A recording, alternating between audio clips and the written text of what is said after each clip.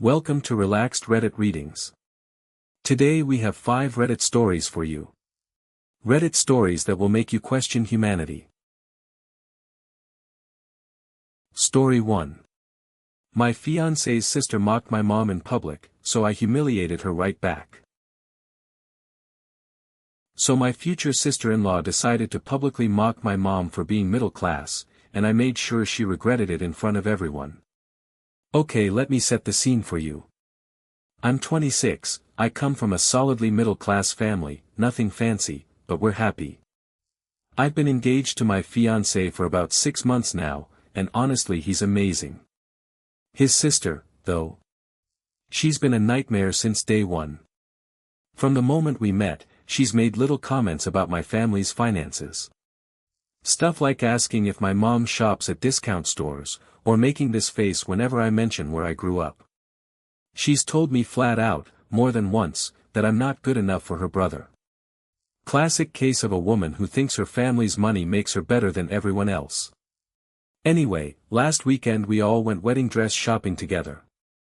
Me, her, a couple of bridesmaids, and my mom came along too because she wanted to be part of the experience, which honestly, of course she did. She's my mom and I'm her only daughter getting married. We ended up at this cute little cafe afterward to grab lunch and talk about venues. And that's when it happened. My mom was looking at the menu and mentioned that some of the prices were a little steep, just making conversation, not even complaining, just an observation. And my future sister-in-law let out this loud, exaggerated laugh and said, and I quote, "Oh honey, if this menu is scaring you, maybe you should have ordered water and split a sandwich." In front of everyone. The whole table went quiet. My mom's face just kind of fell, and she tried to laugh it off, but I could tell she was embarrassed. And something in me just snapped. I wasn't going to let this woman humiliate my mother and get away with it, not this time. So I looked her dead in the eye and said, loud enough for the whole cafe to hear, "That's interesting coming from someone who still asks her brother for rent money every month because she can't hold down a job for longer than 6 months. The table went silent. Dead silent. Because apparently that was true, and apparently nobody outside the immediate family was supposed to know that. Her face went bright red. She started stammering, trying to say I didn't know what I was talking about, but my fiancé, bless him, just looked at her and said, "She's not wrong, is she?" The bridesmaids were trying so hard not to laugh. My future sister-in-law grabbed her purse and stormed out of the cafe, and honestly, the rest of lunch was actually really pleasant after that. My mom squeezed my hand under the table and just said thank you. But now, get this, my fiancé's family is saying I was out of line, that I aired dirty laundry publicly and I embarrassed her on purpose, that 2 wrongs don't make a right. My fiancé says he supports me but wishes I'd handled it privately. So, was I the jerk for clapping back that hard, or did she have this coming after months of disrespecting my family? What would you have done in that cafe? If you're enjoying these stories, hit that like button and let me know in the comments which story you relate to the most. Story 2. My husband pooped himself and expected me to clean it up like his mother. So my ex-husband literally ran into our bathroom, exploded, and then screamed at me for not cleaning it up like I was his personal maid. Let me give you some background first. This happened about a year and a half ago. We were still married at the time, but honestly things were already falling apart. We were having other issues, and I was in this phase where I was really trying to stand up for myself more, stop being the doormat I'd kind of become in that relationship. So keep that in mind as I tell you this story, because I need your honest opinion on whether I crossed a line. Okay, so, my husband went out for a walk to the store, just a quick errand.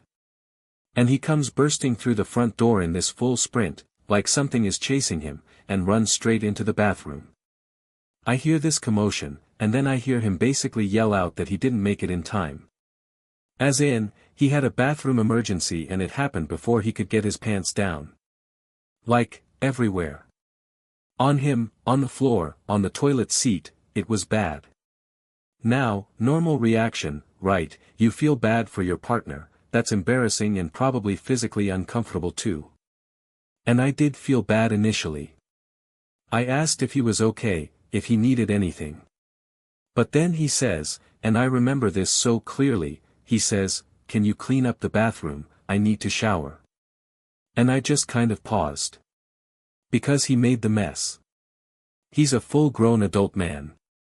And I said, "I think you should clean up after yourself, I'll get you a towel and some clean clothes, but I'm not scrubbing poop off the floor that came out of you."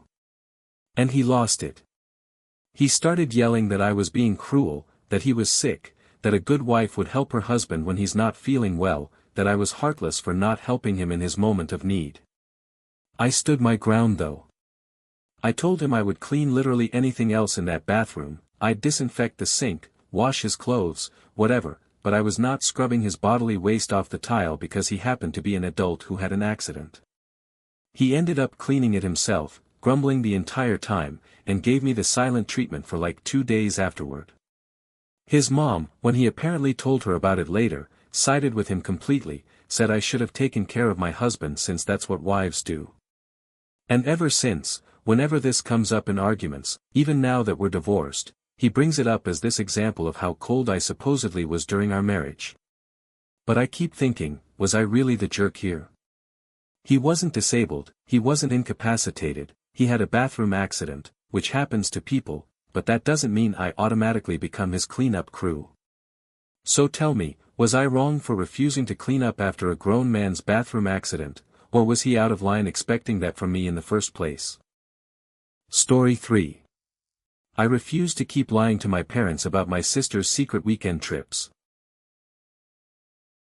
So my sister asked me to lie to our parents every month for 6 months straight, and I finally snapped and told her I was done.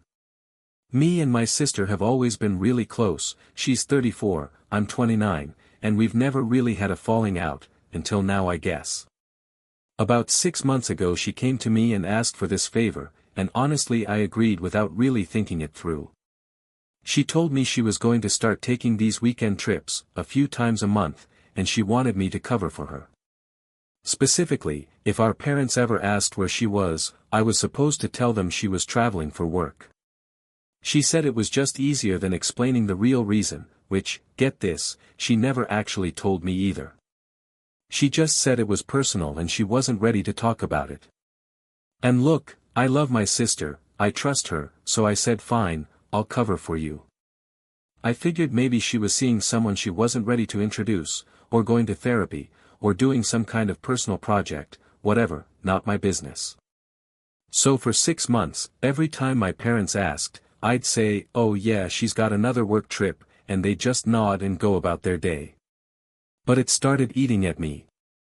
Like, I don't love lying to my parents, especially repeatedly, especially about something I don't even understand myself. And it got worse because my parents started asking more questions. My mom mentioned that she thought it was weird my sister's company sends her on so many trips, and started asking specifics, like what company, what's the trip for, is she getting promoted, and I had nothing.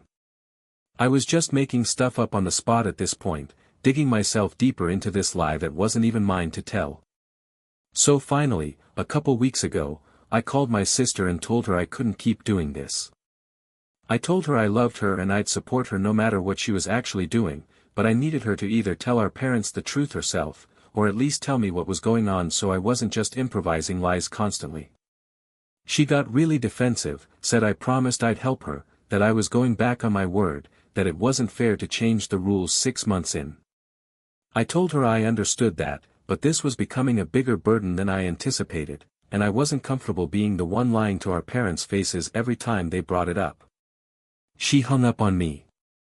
Now she's not really speaking to me, and my parents have noticed the tension between us and keep asking what's going on, which is honestly hilarious in a dark way because now I have 2 mysteries I'm not explaining. My mom actually asked me directly the other day if something happened between me and my sister, and I just said we're figuring some stuff out, which felt like the least dishonest thing I could say. My sister thinks I betrayed her trust by backing out. But I think 6 months of covering for a secret I don't even understand is more than enough. So, was I the jerk for refusing to keep lying for her, or was she wrong to put me in this position in the first place without ever explaining why? Story 4. My grandma tried to make my little sister cry over a cartoon, so I stepped in.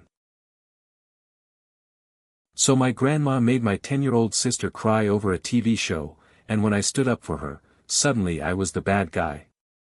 Okay, so a little context: I'm 17, my sister Layla is 10.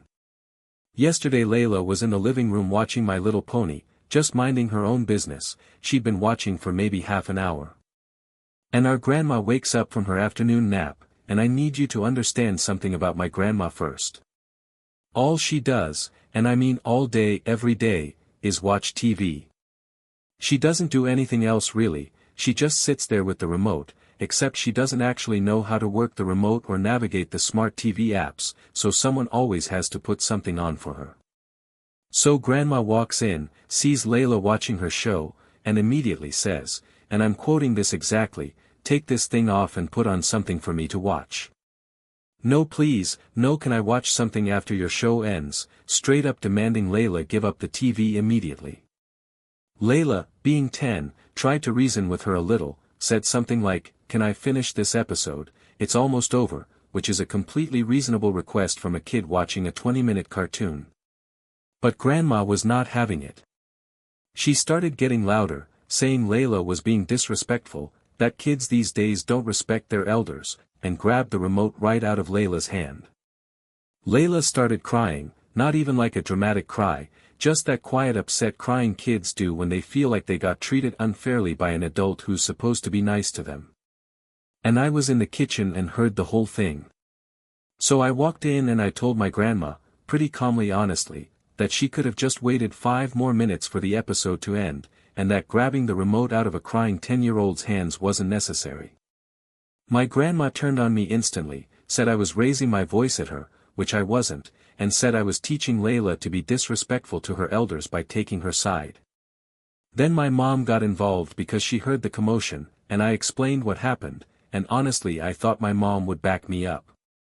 Instead she told me I shouldn't talk back to grandma regardless of the situation, that grandma is old and set in her ways and we need to just accommodate her.